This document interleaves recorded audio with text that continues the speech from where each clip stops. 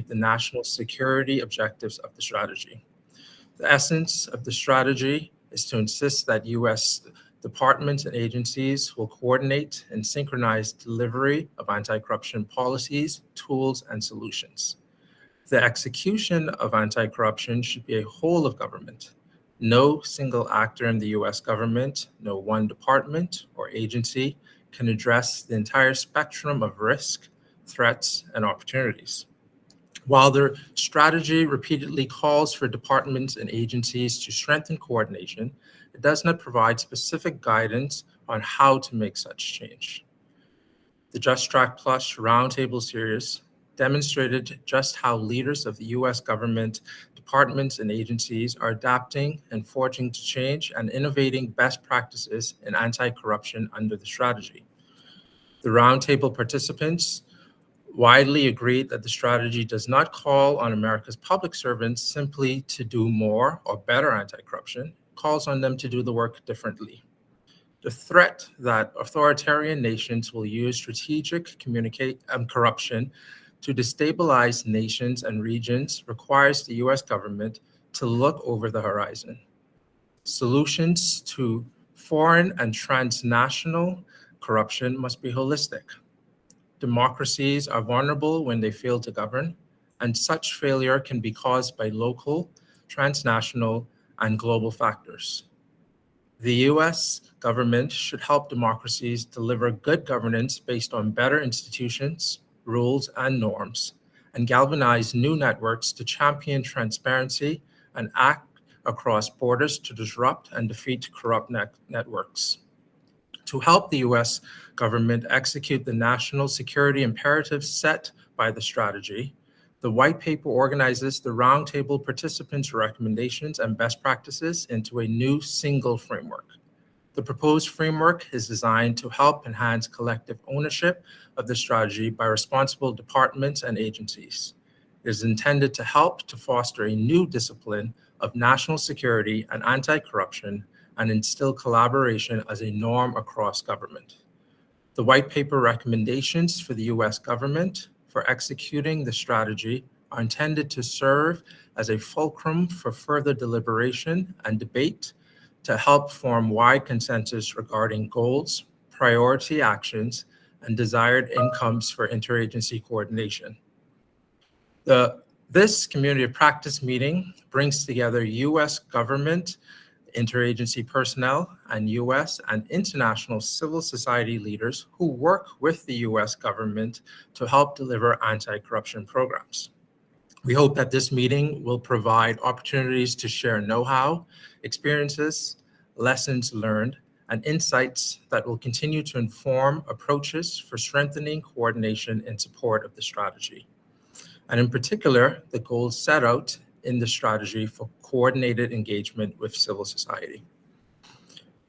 For today's community of practice meeting, we will begin with a presentation on the white paper on strengthening coordination in support of the U.S. strategy on countering corruption.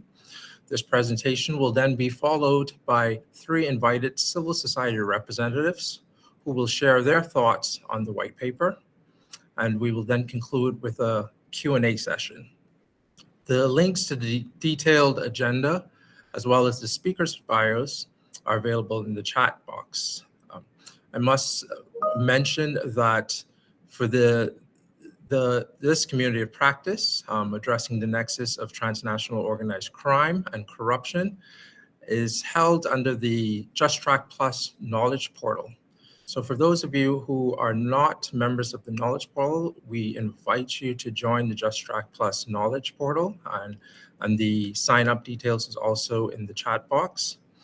There you'll find an array of anti-corruption resources, such as the white paper, advertisements of events and meetings such as today's meeting, and a discussion board that provides an opportunity to dialogue with fellow U.S. government, interagency personnel, and civil society representatives working on anti-corruption topics and programs. So without further ado, up next, I would like to introduce Mr. Matthew Murray, expert consultant to the ABA Rowley and the author of the white paper, who will be presenting the white paper. Thank you. Thank you, Lamarck. And I want to start by thanking ABA Rowley and the State Department Bureau of International Law Enforcement for their leadership of JusTRAC and their partnership in developing the white paper on strengthening coordination and support of the U.S. strategy on countering corruption. Let me also welcome all participants in this meeting of the Justice Sector Community of Practice. Our purpose today is to discuss how the new strategy introduced by the Biden administration seeks to modernize the U.S. government's approach to anti-corruption policy and programming. We will address this subject from the perspective of both government and civil society, and this community of practice is very well suited to the challenge, as it includes leading practitioners from both sectors. In preparation for the second Summit for Democracy, it is timely for government and civil society to be thinking and acting as equal partners in the global fight against corruption. Could you go to slide 4, please?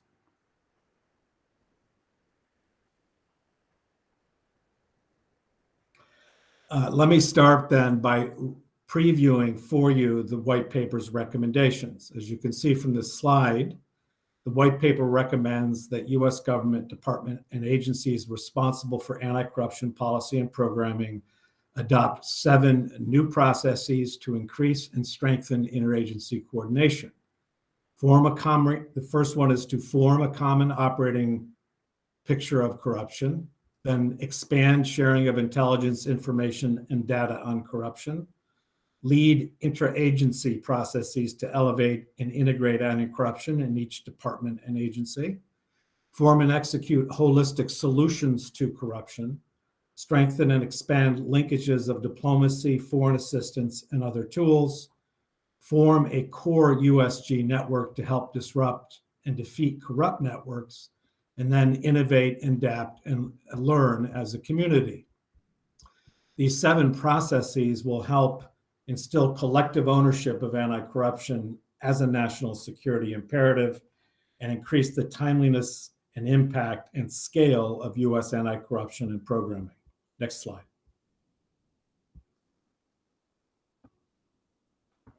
The benchmark for these recommendations and for our discussion today is the United States Strategy on Countering Corruption, which was issued by the Biden administration in December 2021. This is the United States' first national anti-corruption strategy. It is based on the Biden administration's assessment that corruption has become a national security threat. And the administration has assessed in particular that authoritarianism globally is on the rise, and that this rise of authoritarianism is fueled by corruption, and that it poses a threat to the livelihoods of American citizens, to the international rules-based order, and to democracy itself. In response, the administration issued this strategy to modernize American government processes for making both foreign and domestic policy to achieve different end states. As indicated on this slide, the end states are ambitious. They include providing stronger security for Americans, helping all democracies deliver better quality lives for their citizens, increasing accountability for corrupt actors, and detecting, disrupting, and defeating transnational corrupt and criminal networks. As you all know, international events since December 2021 underscore the destabilizing effects of corruption in key regions and give the U.S. strategy even greater importance and urgency. In particular, Russia's February 2022 decision to conduct war against Ukraine was a military escalation of Moscow's weaponization of corruption to weaken Ukraine's sovereignty and democracy. Next slide. So the question is, why is a strategy for modernization of foreign policy and domestic policy required? As mentioned, this imperative for modernization is the essence of the strategy. And it structures modernization by organizing U.S. departments and agencies to work together on 5 pillars of activity that you can see listed on the slide. Importantly, these pillars are designed to be cross-cutting to help assure that U.S. government is forming solutions that address the root causes of corruption. And as you all know, the reasons for corruption becoming a national security threat are complex. We know that authoritarian regimes are ruled by informal networks, and that these informal networks control and have captured their own governments, including public resources, strategic industries, law enforcement, and in some cases, even the military. We also know that authoritarian regimes and their networks operate transnationally to corrupt elites in other nations by influencing local elections and gaining control of local institutions and industries. The tactics that are used are well known. They include bribery, money laundering, campaign finance, corrosive investment, predatory loans, and debt trap diplomacy. Authoritarian nations, in other words, have a new algorithm. They use corruption strategically to destabilize democracies. At the same time, as Lamarck mentioned, democracies are vulnerable because they fail to govern. And there are gaps in international and national regulation of global finance and trade that further enable authoritarians and their proxy networks to interfere with democracies, both weak and strong, including the United States. Thus, the strategy calls for the United States to act as a whole of government because no single actor in the US, no one department or agency, can address the entire spectrum of risks, threats, and opportunities posed by strategic corruption. Next slide, please.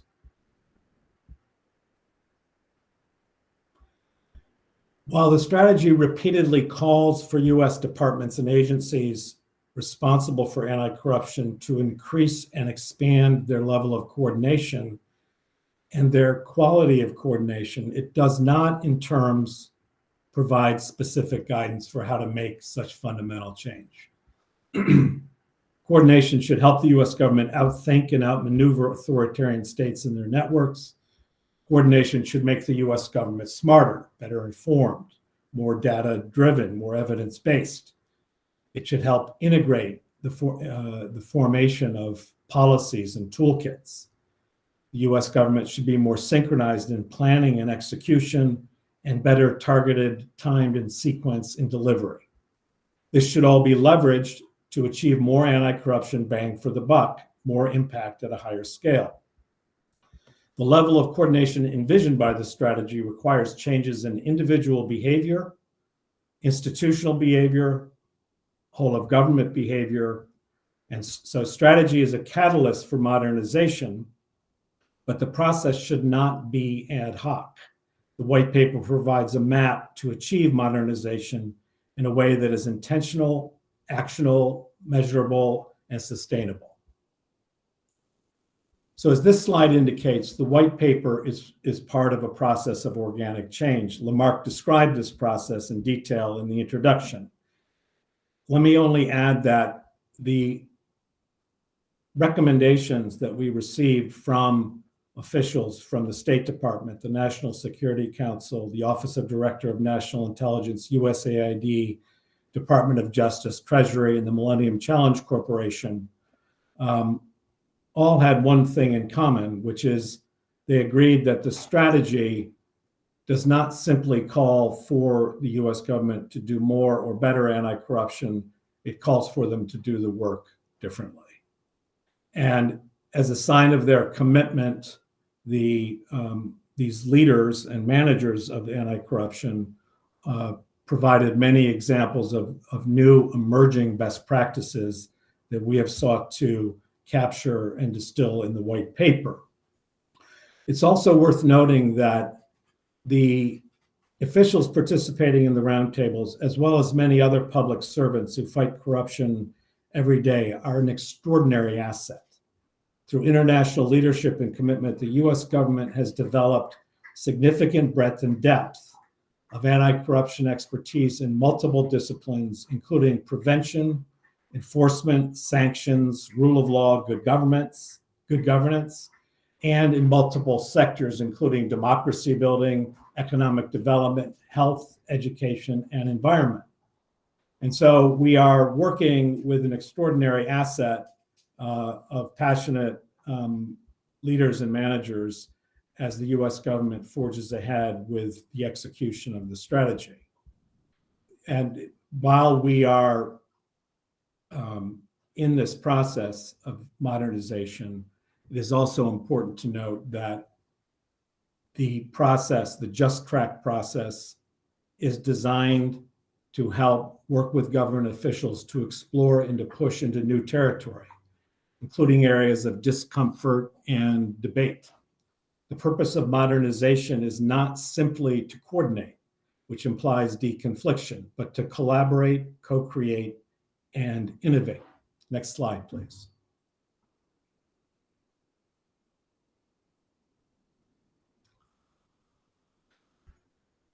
The methodology that we adopted for the white paper, as Lamarck mentioned, was to take the individual recommendations of the roundtable participants and organize them into a single framework. So in other words, rather than just listing individual recommendations, we thought we could add more value by creating a process map to expand and strengthen interagency coordination across the 5 pillars of the strategy. As indicated on the slide, the map includes 7 processes. We previewed these at the beginning of the discussion, and we label them as desired interagency outcomes. Next slide, please.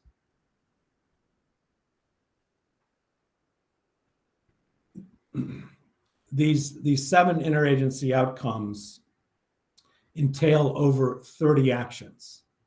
And the single framework approach is designed to enhance collective ownership of the strategy by all responsible US departments and agencies.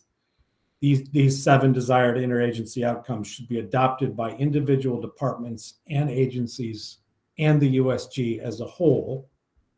Broadly, the framework should help foster a new discipline of national security and anti-corruption and instill collaboration as a norm across government.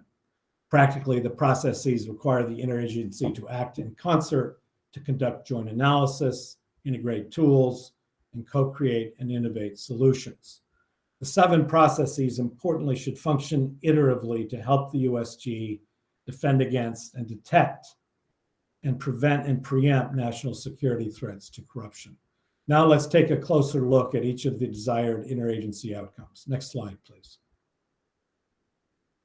So the outcome 1 is to form a common operating picture of corruption. This is intended to help departments and agencies develop a common understanding of corruption as a national security threat by conducting joint assessments and applying new diagnostics.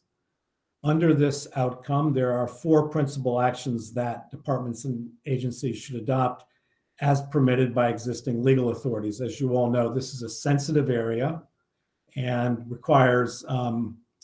may require new regulations to assure that information can be shared across the government. The 4 actions contemplated are to form a common operating picture of foreign and transnational corruption. Each department and agency should diagnose corruption through a security lens, create new diagnostics based on shared tools, evidence, and data, and incorporate over-the-horizon analysis. Next slide, please. Desired outcome 2 is to expand sharing of intelligence, information, and data. This is intended to help departments and agencies share information more efficiently, including by appropriately declassifying intelligence, and to increase access, the ease of access to anti-corruption tools, expertise, and know-how across the US government. As discussed, the US strategy prioritizes collection, analysis, and information sharing. It recognizes the threats to national security arise from the hidden interaction between state and non-state actors through transnational networks. The strategy should help detect, disrupt, and defeat these networks. But such actors, as we know, do not think in US silos. Identifying and tracking how quickly networks move assets safely and securely requires more efficiency in information sharing and intelligence across the government.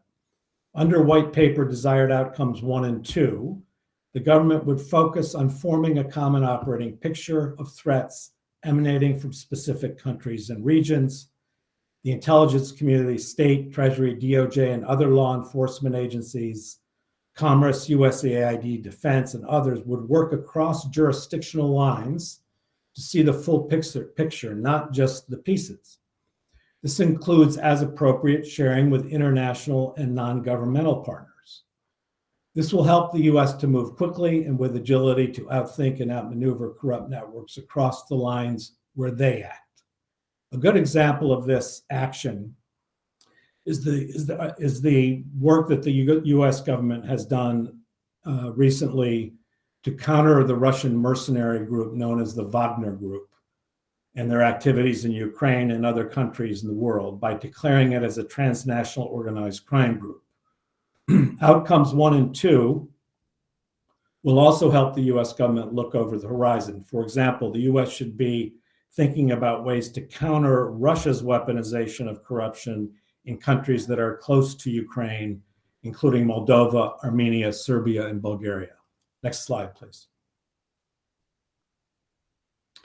Desired Outcome 3 is focused on what should happen on an intra-agency basis. Improved interagency coordination begins at home, so to speak. So the purpose of this outcome is to support the leadership of all departments and agencies that are involved in fighting corruption to take steps first to support new interagency bodies that have been formed. As you know, the State Department has the Global Coordinator's Office, USAID has the Anti-Corruption Task Force, Treasury and Commerce have also formed task forces. So these new units should have proper resources, leadership, and staff support, and they should have a direct reporting line to the top of their respective departments and agencies. We also, in this outcome, envision that each department and agency would look at corruption not through their traditional diagnostics, but through a security lens, and try to understand what the national security implications of corruption in their particular sector are. Finally, through this intra-agency process, we recommend that each department and agency form a whole of department action plan. Next slide, please. This outcome is designed to focus attention on the importance of deploying the entire US government toolkit in an integrated way to create holistic solutions that will appropriately leverage the impact of the US offer. And this includes diplomacy, intelligence, trade and investment, law enforcement, anti-money laundering, sanctions, energy, foreign assistance, and security assistance.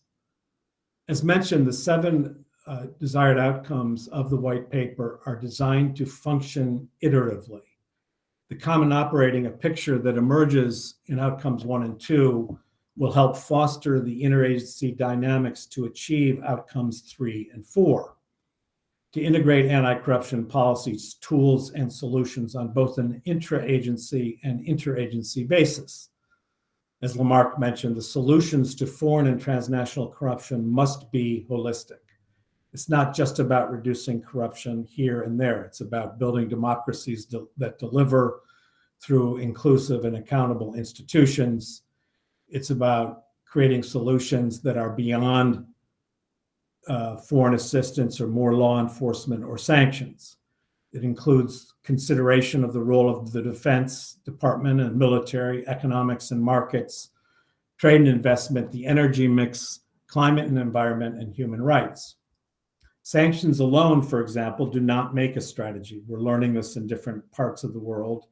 And most recently, I was involved in a discussion focused on Sudan, where it would appear that neither sanctions nor the threat of sanctions are working to reduce the military's role in the economy, and that we need a more US whole of government approach, including how to use finance, trade, and investment tools to formalize the Sudanese economy and provide wider access to economic opportunity and justice. Next slide, please.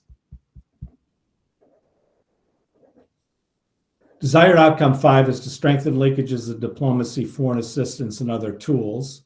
This outcome is intended to reinforce outcomes 3 and 4 by ensuring that diplomacy acts as a force multiplier for executing the strategy by integrating anti-corruption with all U.S. foreign policy interests through bilateral, public, and multilateral diplomacy. Modernization of diplomacy is the heart of the strategy. Diplomacy can maximize the U.S. government's power, range of action, scale, and leverage to counter corruption. On the one hand, this requires the government to continue to elevate and mainstream anti-corruption in the day-to-day work of embassies and top State Department and other leaders as they visit foreign countries. On the other hand, the government should synchronize diplomatic muscle. The strategy provides the impetus to break down silos among multilateral engagements, bilateral diplomacy, and foreign assistance programming, and to increase coordination with like-minded nations in which the U.S. has been building the global architecture to counter corruption and money laundering and transnational crime. Under outcome 5, the USG would also develop new guidance for diplomats in all departments and agencies. A first principle would be that all diplomats working in a given country should stay on the same message. Anti-corruption should be a key component of all foreign economic and security policy interests.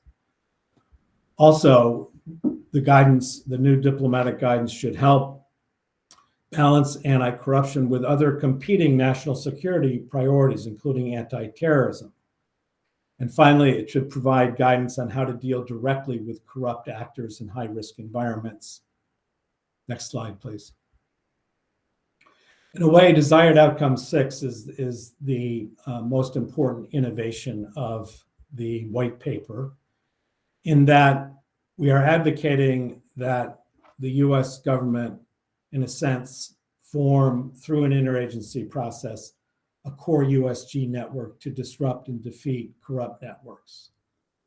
The strategy is focused on engaging foreign governments, multilateral institutions, and private sector and civil society actors to work across borders to disrupt and defeat corrupt state and non-state actors.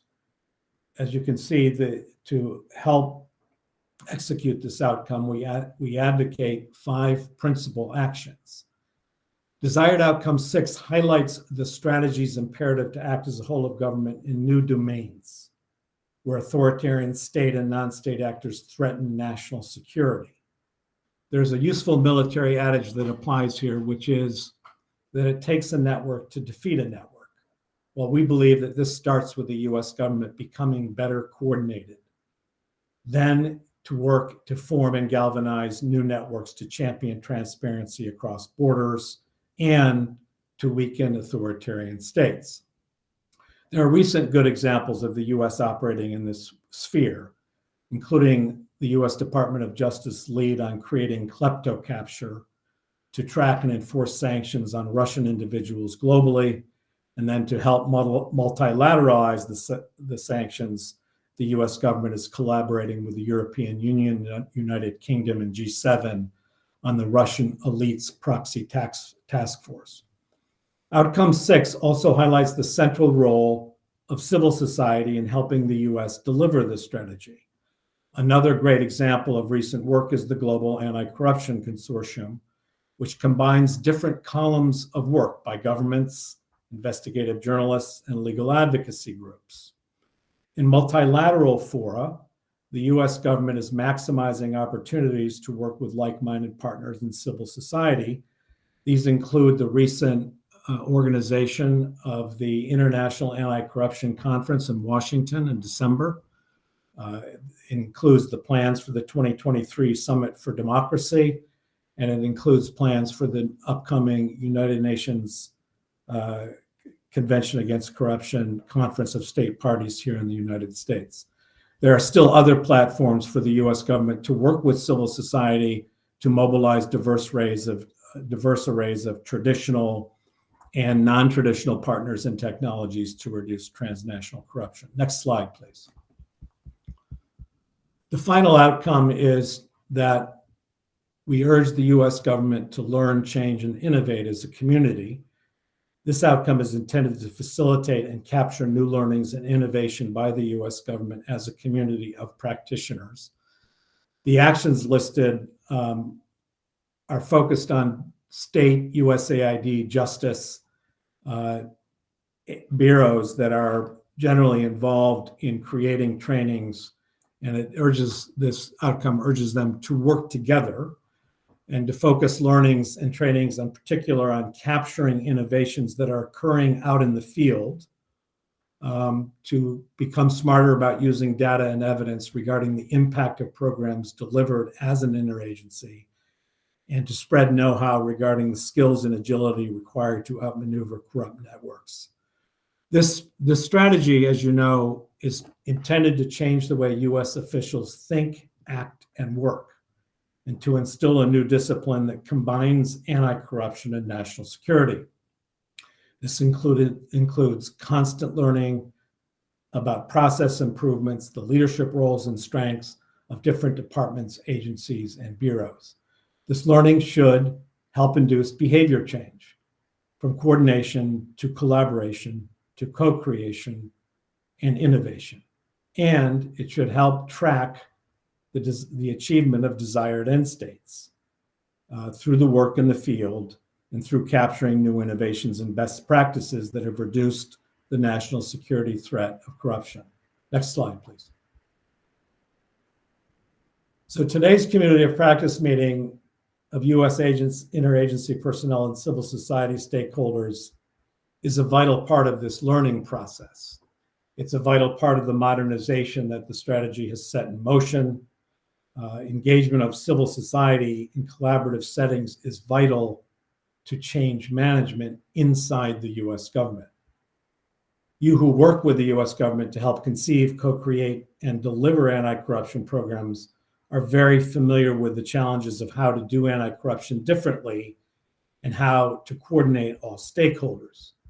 We hope that through strengthened interagency coordination, the US strategy can also bolster capacity of civil society, increase protection of civil society, and expand information sharing with civil society in a way that helps both government and civil society.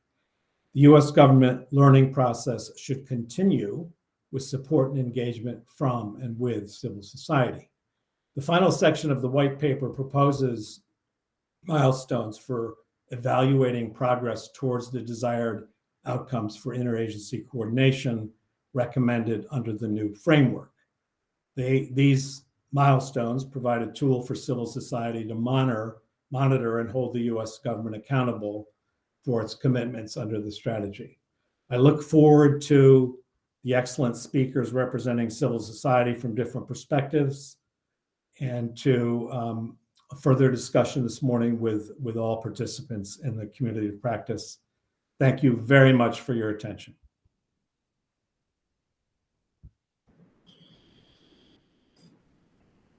Thank you very much, Matthew, for the presentation of the white paper. Now I would like to welcome our three civil society representatives who will provide their comments on the white paper from their perspectives. They bring three very different perspectives in the area of anti-corruption that they work in. So our first discussant will be Pat Austria-Ramsey. She is the Director of Country Programs and Innovation at the Institute of State Effectiveness. Following her will be Gary Kalman, the Executive Director for Transparency International, US. And then we have Sherry Lee Erasmus, the Global Director of Learning at Accountability Lab. So to begin, I introduce Pat Austria-Ramsey. Wonderful. Thank you all. I apologize in advance. I'm a bit under the weather, so my voice may be changing throughout the course of this presentation, but I couldn't resist the opportunity to speak on such an important topic, and I'm very humbled and excited to do so. I come here with great interest stemming from the two hats that I wear. One, as a director of country programs and innovation at the Institute for State Effectiveness. At ISC, our primary goal is to make institutions more inclusive and accountable to citizens. And we work at a variety of levels, from directly with communities to senior government officials and offices, to help bridge what we call the governance gap, which is the gap between what citizens need and governments are able to provide. We do this through a systems building approach, helping design tools and policies that deliver to citizens and bridge the chasm that often forms between good ideas and actually implementing them. And part of this work includes decades of experience and research on both the theory and practice of around national accountability systems. And with this, we work with governments and communities to improve the accountability processes, both within the government, within communities, and across these various groups. And core to our work is the idea that accountability must be viewed from a systems perspective. Most notably, but not limited to PFM, public financial management, and budgetary cycles. These systems enable governments to successfully implement important economic reforms and be held accountable for its performance at multiple levels. In ISC's work in Africa, for example, we have worked with accountability offices to improve overall functioning. Time and time again, we've been told that the greatest contribution is not in a particular project or our development of trackers and dashboard, that those are appreciated, but rather it's in our ability to assess and improve upon the overall accountability frameworks that governments operate in. This includes everything from building operational plans and schedules that allow for regular accountability monitoring, to training and how-to manuals, and an overall rehaul of the use of information and evidence across government. It's in these fundamental changes to how governments view and pursue accountability that our work has had the most impact, and what I am so drawn to in this white paper in particular.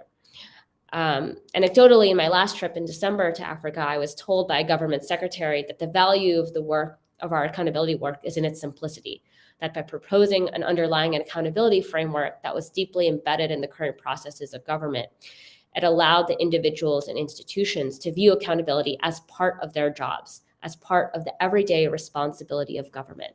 And I think this is what resonates and is so central to the white paper presented, and what's so exciting, is that the notion that accountability systems, not just anti-corruption programs or policies, are central to efficient, effective, and accountable government.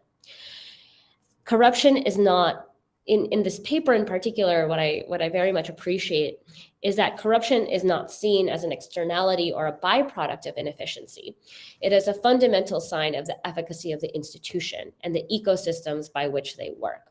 And the question is, how do you solve the broader institutional and systemic challenges, and how do you get ahead of those challenges, and not just by responding or reacting to particular anti-corruption issues as they arise.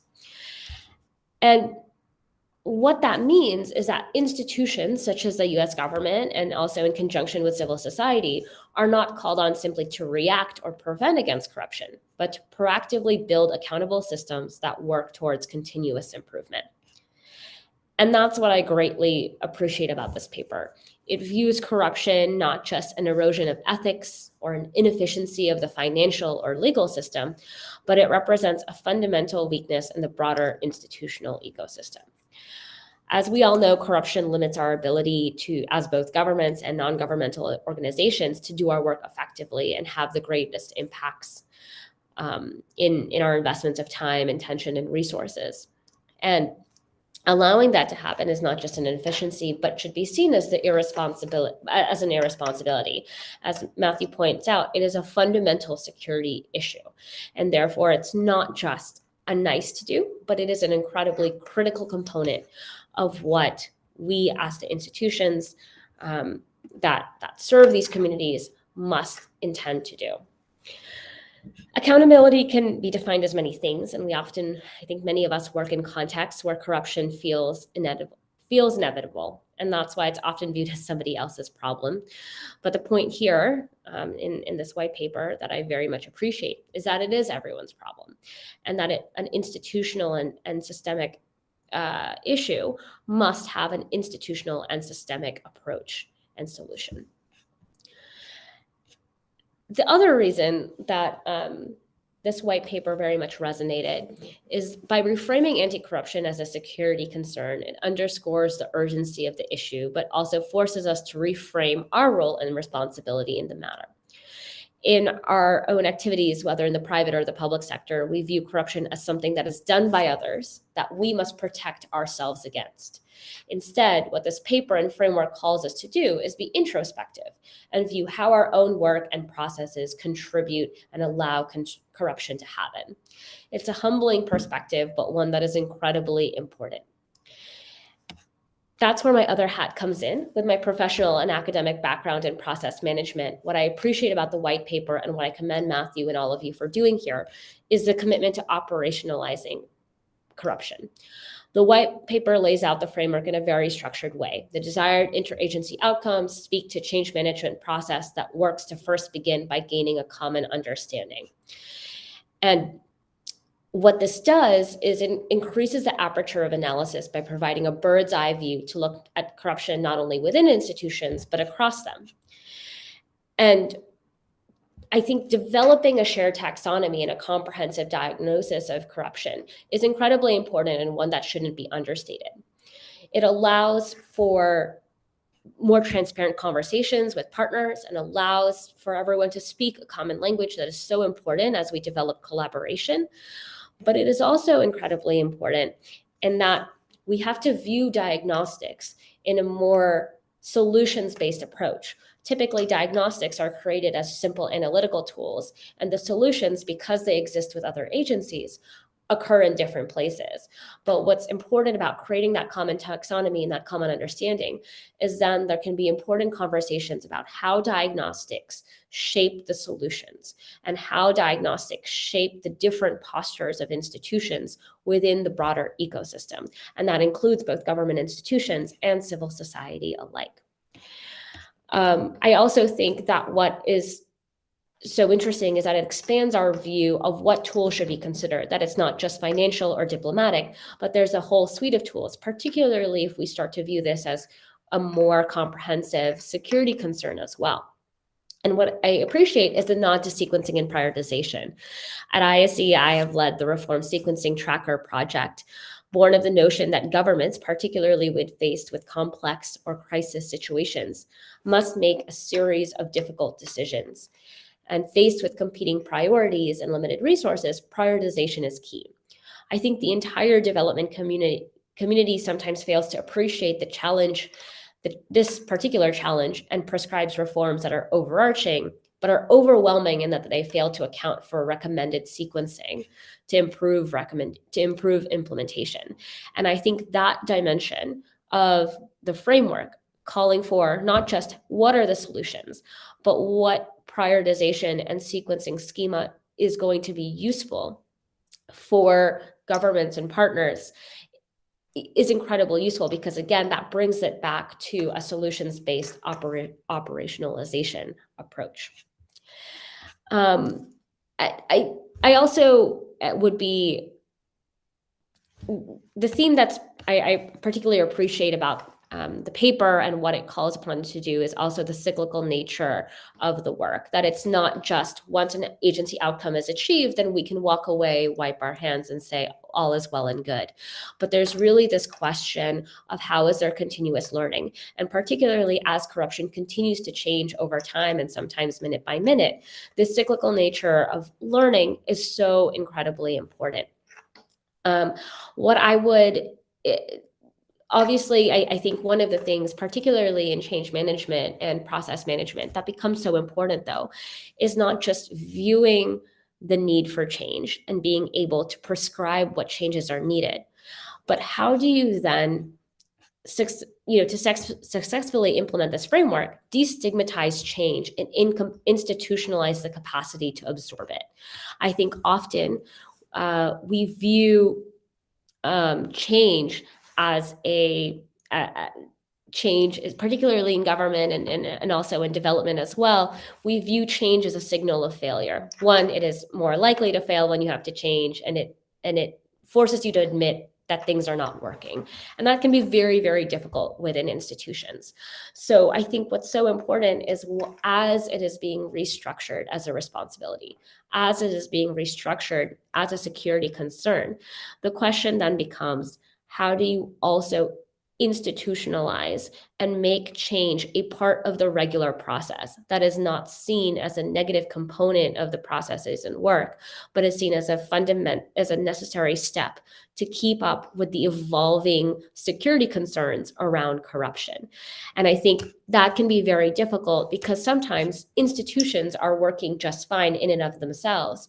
But if the processes are so stringent that they don't allow change and agility to happen as corruption risks arise, then it becomes a risk overall. I've been trying to keep track of time, and I think I'm at time at my 10 minutes, so I will wrap up there. But I began my remarks by commending the paper and the work here for reframing anti-corruption as not just as a security concern, but as a central responsibility for all. And I greatly appreciate the invitation to do so, to speak on the paper and to hear from everyone here today. I think it's an incredibly important time to be talking about how do we not only change the perception of corruption and the perception of accountability, but the processes, the DNA, the thinking of the ecosystem, so that we can start to view corruption in a different way, but also so that we can start to tackle corruption in a very different way. And I'll stop there. Thank you for the time. Thank you. Thank you very much, Pat. Thank you for providing that perspective on the change and process management dimension of the white paper and its usefulness. Now I'd like to invite Gary Kalman to provide his comments on the white paper. Thanks, Lamarck, and thanks to the ABA and JusTRAC and the folks that put this together. Matthew, congratulations on a terrific paper. I think it is an important paper. And I, to some degree, feel like this is, for those of us that have been working in this field for many years, it is a huge step forward, and it's sort of seeing our work come to fruition. I feel that there is a recognition. When I started this work about 20 years ago, the notion that transnational corruption was undermining democracies, that was a threat to national security, this was not considered a serious topic. I remember when we talked about the amount of money that was being lost and laundered to corruption, and I think we talked about, out of the US, we threw around the figure $50 billion. And people said, oh, that's just ridiculous. You're exaggerating. That's wrong. We were wrong, but we were underestimating by many, many billions, hundreds of billions of dollars. So in many cases, in many ways, I thank you, Matthew, for this paper, and I appreciate the US government's recognition that this is an issue that we really need to deal with in a holistic way.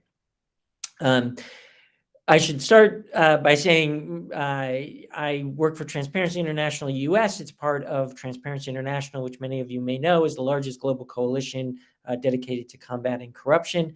The US office focuses recognizing a lot of avenues for corruption in the United States, but currently we are focused on the US role in helping and promoting anti-corruption efforts. TI produces every year a corruption perceptions index, which looks at corruption around the world. And I think, as Pat rightfully mentioned and was also mentioned in the paper, we also do a separate section on trouble at the top. Rather than just pointing fingers at emerging market countries or those in the global south that struggle with corruption in country, we also want to make sure that we recognize the US and the Western democracies that play a role in facilitating global corruption and our responsibility to address it. So I'll move on from there. I think the paper is extremely ambitious, but offers an important and much needed and appreciated roadmap. I think I want to focus on some of the sort of specific challenges that we need to pay attention to as we are moving in this direction. So we talk about the whole of government approach, and that being a necessary way of moving forward. The integration and vision in the paper is also quite necessary.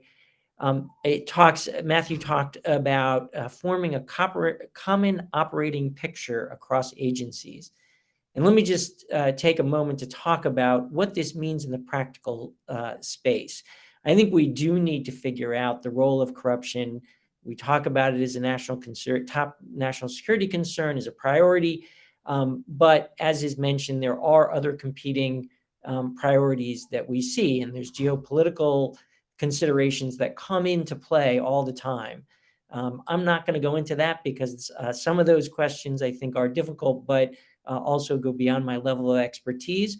But I also think that there are ones that, in my mind, are easier calls. And if we are actually talking about making this a priority in the US government and putting the kinds of coordinated and collaborative systems that Matthew talked about, then I do think we have to have a common understanding. And let me give you a couple of examples. We know, for example, from research that was done in numerous places, but I'll just cite one study to be, you'll get the point. When Hurricane Katrina hit the Southeast, money was appropriated quite quickly. Corruption was not considered an important issue. We need to get the money out quickly because people's lives are at stake. When Hurricane Sandy hit, we took a slower approach. It wasn't that slow, but we took a more deliberative, I guess I should say, approach and added a number of anti-corruption measures.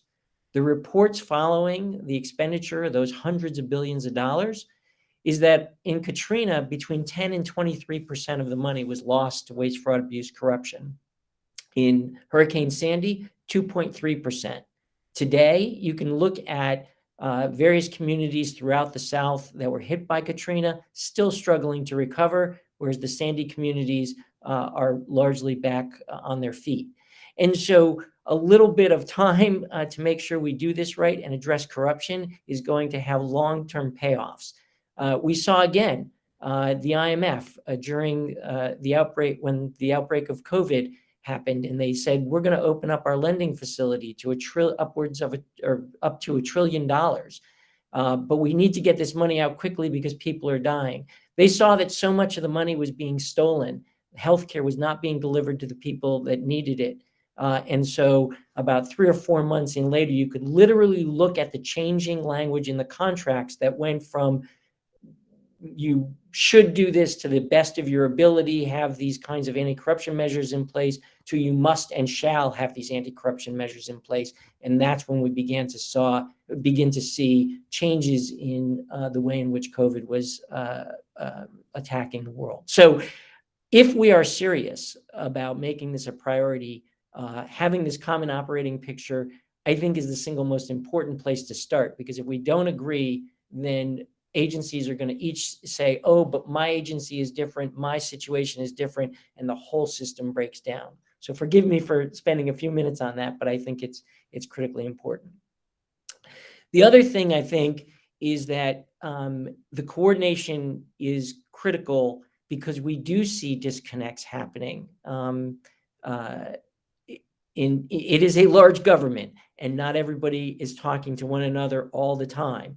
And so if we create mechanisms across agencies, and even internally in agencies themselves are quite large. And so we've seen where US delegations go to multilateral fora and make promises or actually champion and be leaders in anti-corruption measures. But the implementation back with another agency or another division of the agency to implement US policies, suddenly there is a disconnect between what we were arguing internationally and what we are doing at home. And I want to be clear, I don't think it's hypocrisy. I'm not saying that. I actually don't believe that that's the answer. I think it is a lack of coordination or a lack of collaboration.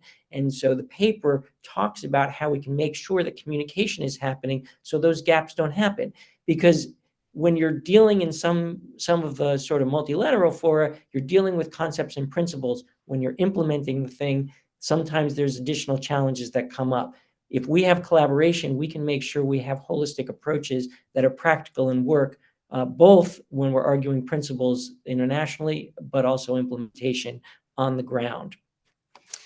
Let me give a couple of examples where, very specific examples, where I think collaboration across agencies would provide enormous benefits. There's been a lot of discussion about, in the last few years, about collecting beneficial ownership information. This has tried to crack down on the abuse of anonymously owned corporate structures, which have been used for just about every kinds of transnational crime and corrupt efforts you can imagine. But right now, we see Treasury drafting rules for the Corporate Transparency Act here in the United States.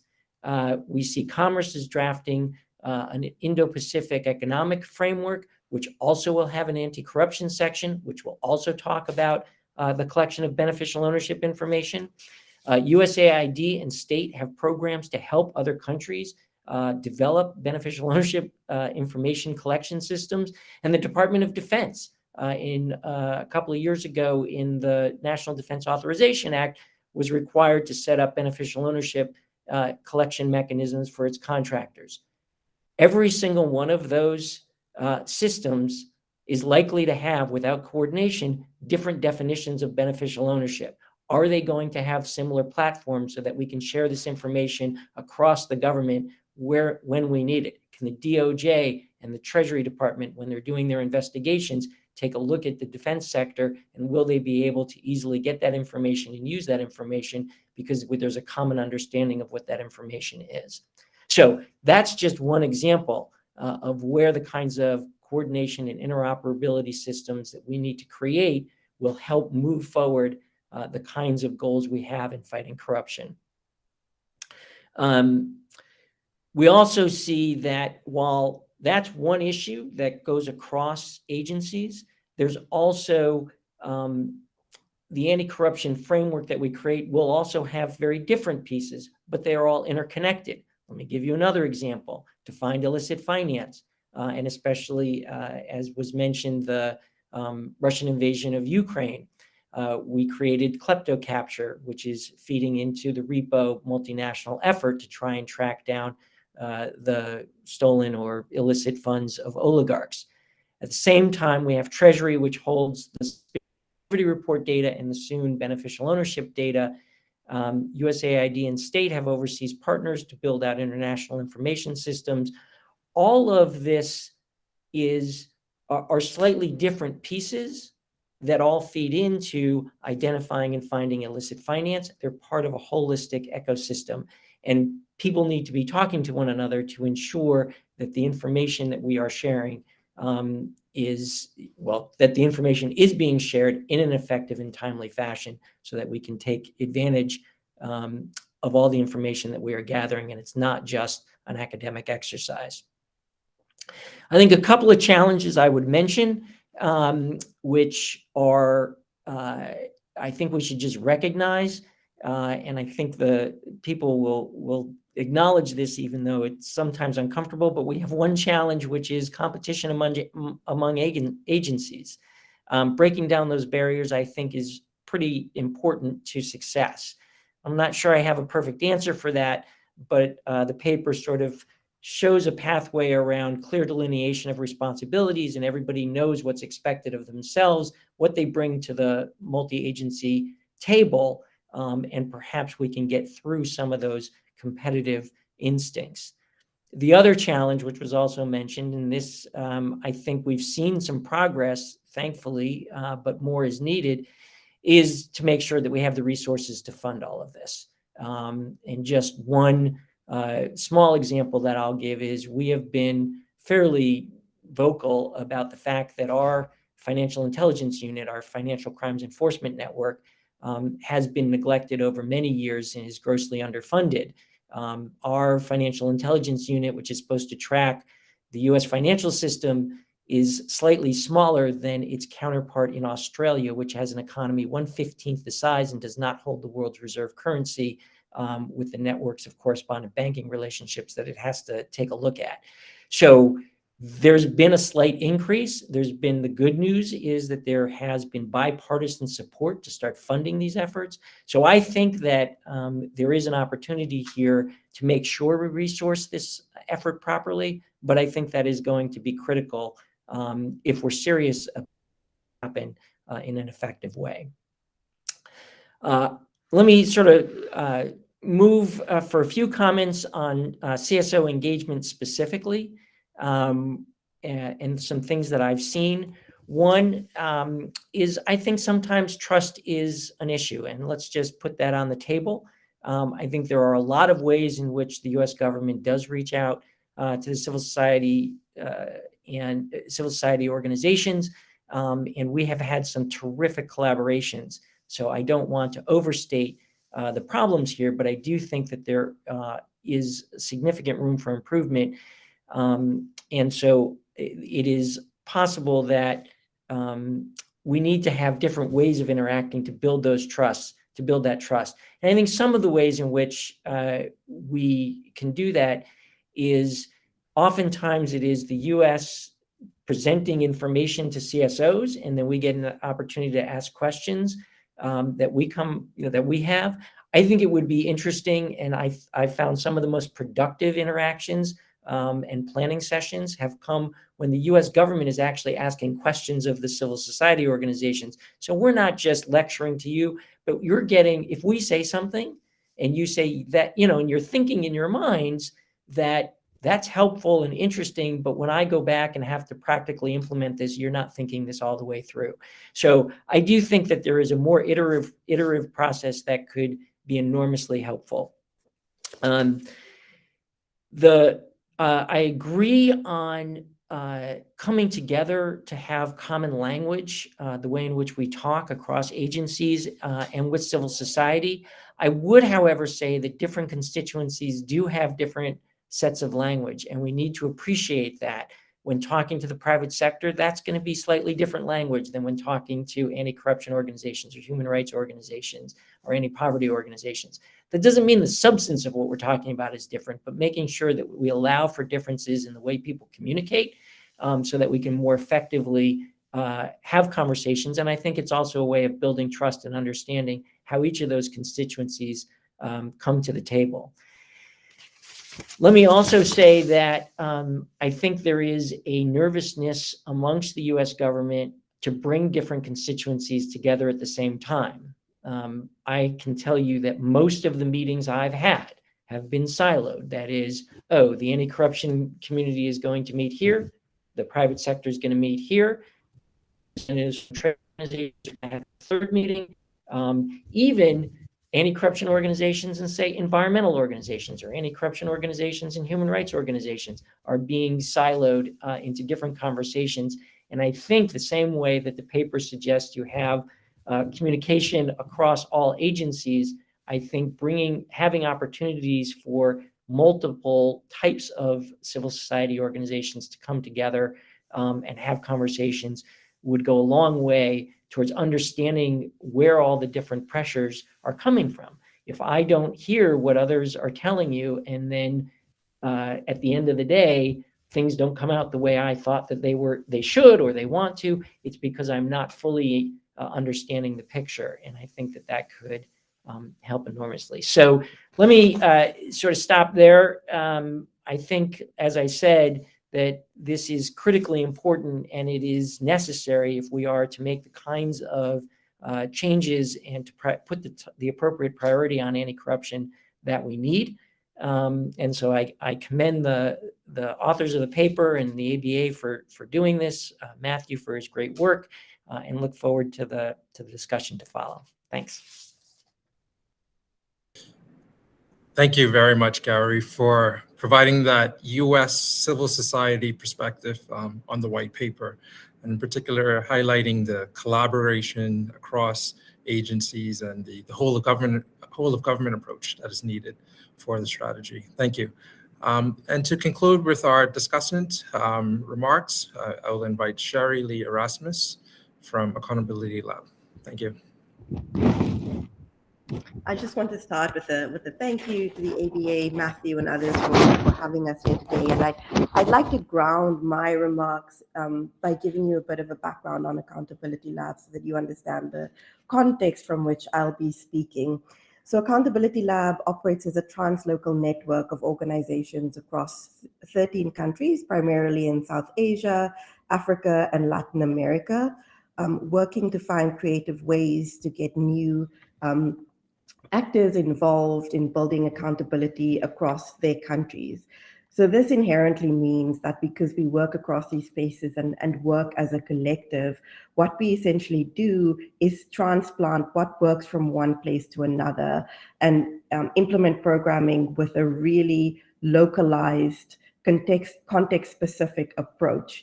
And so based on this approach, what's really important to us and that I think connects to some of the points in this white paper is that we try to build insider-outsider networks. So essentially working both from the ground up with communities, citizens, individuals who obviously have an interest in pushing against corruption in their country, but also finding reformers in government from the inside who can help from the inside to push for reforms and equipping them with both skills and tools and a network to help them push for reforms. The second thing that I think is important to note with regards to how our translocal network operates is that we strengthen participation through a positive deviance approach. So we try to identify islands of integrity, people doing good work, institutions where things are somewhat functioning, and we try to build capacity around that, again, so that there is a bit of a trickle-down effect by equipping and better resourcing those spaces where things are working. So against that backdrop, the three outcomes of this white paper that make me really excited are 5, 6, and 7. So I'll form my remarks sort of around those to give you a sense of why I believe that these are really valuable entry points for the government to work with both international and local and hyper-local civil society organizations to strengthen their approach. And I'll distinguish between those three as I go along to help you understand where I think those entry points are most important. So on outcome number 5, on strengthening and expanding linkages, I think the one really practical point that stands out for me is how the USG can really hone its public messaging.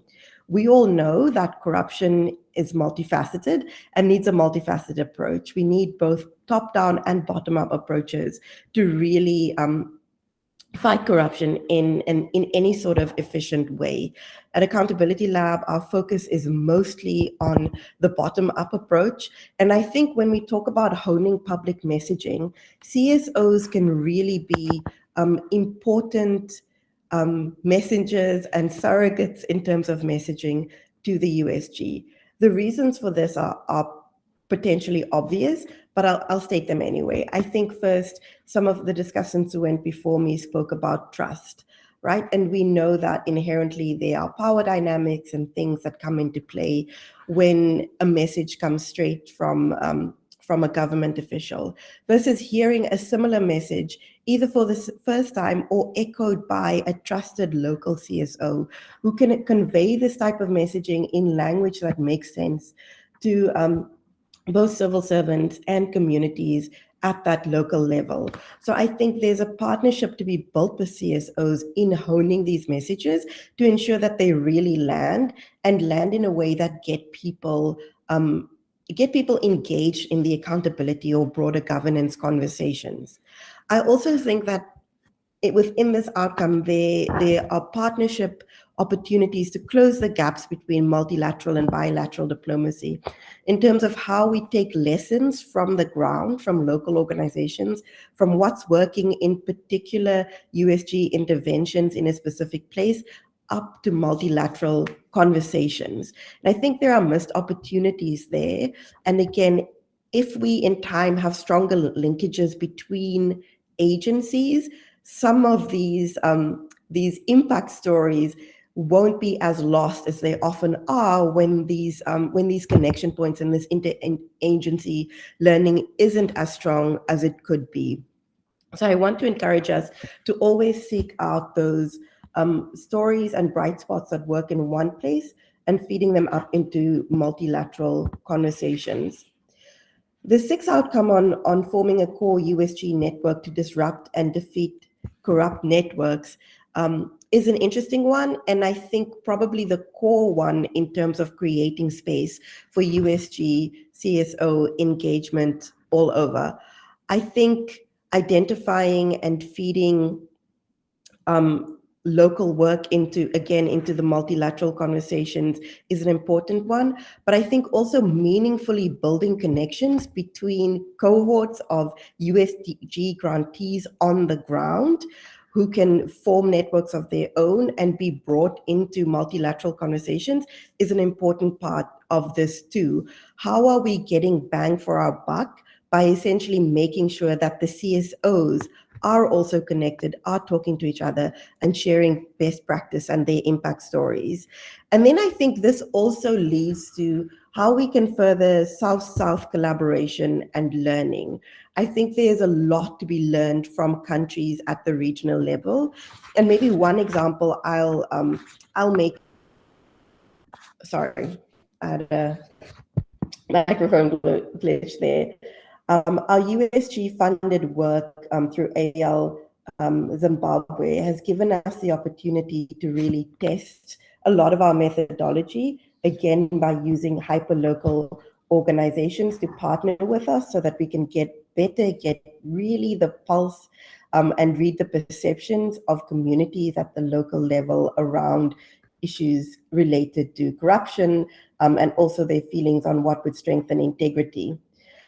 Because of our translocal network approach, we were able to take a lot of those lessons and transplant them and localize them in the South African context. These two countries in particular, are inextricably linked when it comes to things like democracy in the region, when it comes to economic development in the region. And the fact that we were able to take learning from one place to another, I think can be mimicked through interagency cooperation. And this South-South learning, not just North-South or South-North learning, I think has real potential in strengthening our approaches, again, speaking to the bang for our buck approach in that sense. On outcome 7, learning, changing, innovating as a community, I think I've already said a lot about interagency learning and learning with CSOs, but I think it's really important that we also, in this instance, encourage the support of local field building, also at the really hyper-local level. Gary, who spoke before me, made a really good example around the differences between corruption during Katrina and during Sandy. At the Accountability Lab, we've really effectively used citizen-generated data to strengthen our approach to accountability interventions. And this is only because we are able to train hyperlocal enumerators who are based in communities to test not only the perceptions on corruption and integrity, but to also help us identify and co-create solutions for broader corruption challenges, whether it be at that local level or at the national level. And I think that there's a lot of capacity building that can be done there. And there's really an opportunity to bring in a whole new set of CSO stakeholders at a different level who can feed up different ideas and give us a true sense also of how money is or isn't spent and fed through to the subnational and local levels if we focus on building some capacity there. So I think when we talk about learning, the important thing for me is that learning doesn't stop at how we are iterating in a specific intervention in a specific agency, but that learning gets shared across. And more broadly, I think the important thing is that the learning informs future grant making and support to CSOs, because that's really the important element here. If we are not able to go beyond sort of the monitoring evaluation against milestones, but really into having what we hear at different levels in countries around corruption and integrity from both the inside and the outside, and having what we hear really inform future grant making and shape how CSOs work with government, then I don't think we'd be getting as much bang for our buck as we can. I also just, in closing, I think if nothing else, the most important thing to note here is that CSOs want to be partners, they want to be in the loop. And so I think that there is an important opportunity here to rethink how we build a culture of learning between the USG and CSOs. And essentially that comes with also recognizing and really valuing local knowledge and taking that one step further by also really talking to people in a language that makes sense to them, to bring them into the conversation. Gary also spoke previously about the different languages, the different ways language gets used for the same terms and concepts across different sectors, but the same is true for different countries and even different communities within countries. And this is where CSOs can really be a valuable partner in translating this strategy and translating what the US government is trying to do down to the people who essentially have to mobilize from the bottom up to meaningfully push back against corruption. Thank you.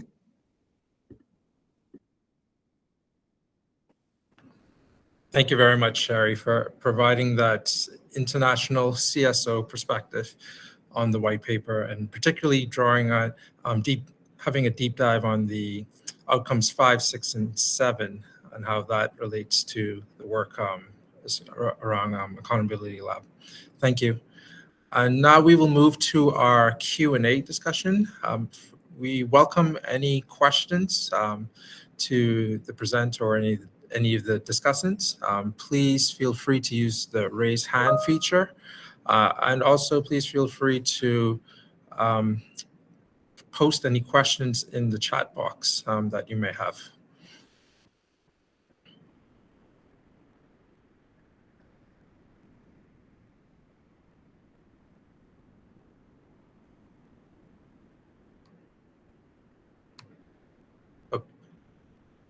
Okay. To start, I guess, if Matthew, just wanted to, if you could elaborate more on the strategy's goals for coordinated engagement with civil society. I know there may have been some instances where it is within the strategy, but if you could elaborate more on that, that would be great. No, I'd be happy to, and I think this has been illuminated extremely well by the civil society speakers. So I will just amplify on their points by saying the following. The essence of the white paper is that a better coordinated US government bolsters and supports civil society throughout the anti-corruption space, and eventually creates in civil society and with civil society a more equal partnership. The information that is required to win the fight against corruption, which is in essence, as we all know, an information war wherever we're fighting it, comes from not just governments, but from civil society. They have the ground level view, they have the data, they have the evidence, they have the experience. And so giving the information over and sharing it with the US government is a value added that the strategy acknowledges. What we're trying to do today is to elevate that sharing process by giving it more process. It can't be ad hoc. It can't be left to chance. It can't be done group by group or agency by agency. And let me, since we don't see any questions, I'll just add that if you read the strategy, it invokes direct cooperation and coordination with civil society under each pillar. So it's right there. It's embedded in the strategy as a key deliverable for the U.S. government. And many of the roundtable participants, many of the individual, U.S. leaders and managers of this strategy have begun to take more concerted action, let's say, to address civil society, and not to do it in a reactive way, but to do it in a proactive way. I'd invite Gary or Sherry or Pat to add or subtract to anything I said.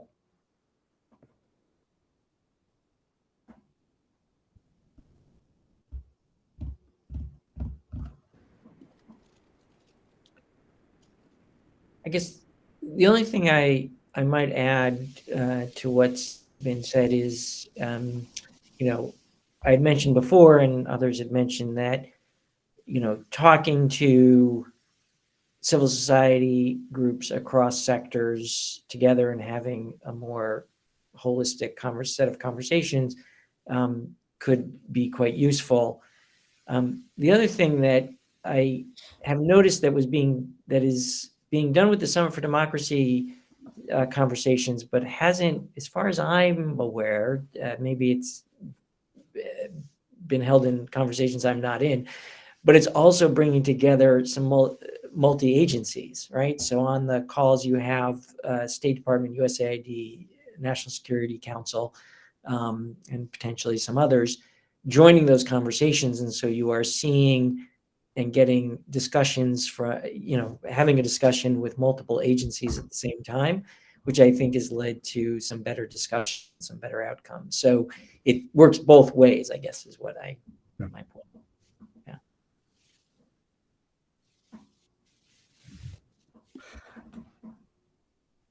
Sherry, any further comments on this question? No, not from my end, and Matthew. I think you and Gary covered that well. Well, so let me then continue to amplify here, because I believe that over time, as civil society is elevated and integrated into the U.S. government's strategy, there will come a moment when civil society can act both through its individual nodes, but also in combined ways to promote the learning process. I was very struck by Sherry's comments regarding how local community learning is and the bright spots, what is actually working to facilitate anti-corruption goals in local communities is not necessarily information that we readily have available, and sometimes it's lost even when it's sitting there right in front of us. I was struck during Pat's comments regarding how when the ISC is working with national governments across the globe, they are learning how to help those governments sequence the reform process. None of the good governance or rule of law or anti-corruption reforms with which we work every day can be introduced all at once. And so there's an element in our new U.S. strategy that can be mirrored in other governments, where we're essentially working together to say, hey, let's start here. Let's see if this set of reforms can provide the impetus for further reforms, and how can we sequence this going forward? All right, thank you, Matthew. We have a question from Ronald Glass from INL Costa Rica. Ronald, please feel free to unmute yourself. Yeah, thank you. My question relates to the pushback by corrupt rent-seeking governments, corrupt Congresses, parliaments, whenever civil society is a little bit too successful. We've seen this in many of the countries where we work, both State Department and USAID, Russia being perhaps a prime example, in declaring back in 2011, civil society being foreign agents. So the question is, and maybe an observation is, are there any major studies in terms of how we protect civil society as they become successful as anti-corruption observers and partners, and to what degree the interagency bears a certain responsibility through diplomacy and sanctions to protect civil society so that they do not get outflanked by the bad guys. Thank you. Sherry, if you want to respond to that from the global perspective. Yeah, I think that's an incredibly important question, and I couldn't agree more. If civil society, if we are important partners, then yes, I think there is a responsibility to offer some protection and when needed. I also think that we need to be creative in our approaches as civil society, and we need the US government to support us in being creative in our approaches. I think by working with staff who are local and understand the context, you generally have a better sense of what will get people in trouble, for lack of other words. And what we found at the Accountability Lab is actually that our positive deviance approach has kept people safe in some really difficult contexts. So instead of being black marked by government because we're pointing out what's not working, we point out what is working, and communities can then connect the dots on what isn't working. And that sounds like a very simple, non-scientific way to put it, but the reality is that the work that we do and that all of us on this call do is inherently both difficult and comes with security issues. And so one, yes, civil society needs support and protection, but secondly, we also need to think differently about our approach and how we can keep people safe while doing this work through how we design our interventions. Thank you. Thank you very much. And Gary, I see you just a quick follow-up to add to Sherry's great comments. I do think there's a couple of things that the U.S. government has done that I just want to point out, because I think that with collaboration, there's going to be potentially more opportunities to develop these types of programs. So there is a program, for example, that was recently developed to provide support to whistleblowers and civil society organizations, journalists that do get brought up on charges, bogus charges or what have you, to silence them. And so those kinds of international interventions are extremely important. There's also been, Matthew mentioned the GAC, the Global Anti-Corruption Consortium, that provides private and secure ways for whistleblowers and activists to provide information to the US government or other Western governments on corrupt and criminal officials through back channels, and get the evidence that local people have to the authorities to begin to take action without it getting back to the people who are in country and would be under threat if they did it publicly. So there are a few, I think, successful models for ways in which the US government has tried to protect civil society. I think a lot more needs to be done. Sherry's right. And I am always amazed at my colleagues that are working in extremely hazardous situations, that they continue to do the work they do. It's the most courageous people I've ever worked with. So I think there are some programs that are emerging, and hopefully more to come. Thank you.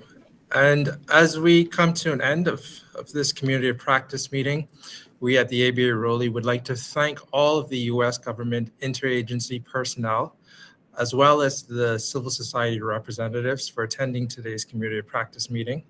We also would like to thank our presenter and discussant, who each brought their own perspectives to the white paper. And we invite everyone to continue the discussion via the discussion board on the JusTRAC Plus knowledge portal. And for those of you who have not joined the JusTRAC Plus program as yet, we invite you to do so, where you'll be able to find anti-corruption resources and updates regarding our future community of practice meetings and events. Also, the recordings to this meeting and any future meeting is held in the knowledge portal as well. The JusTRAC Plus sign-up link is in the chat box. And finally, we would greatly appreciate your invaluable feedback on today's meeting through our Mentimeter participant feedback survey link that is also located in the chat box. And thank you once again so much for joining us for this community of practice meeting. Thank you, everybody.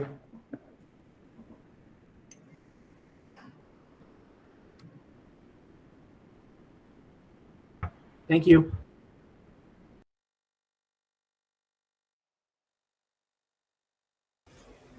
Thank you.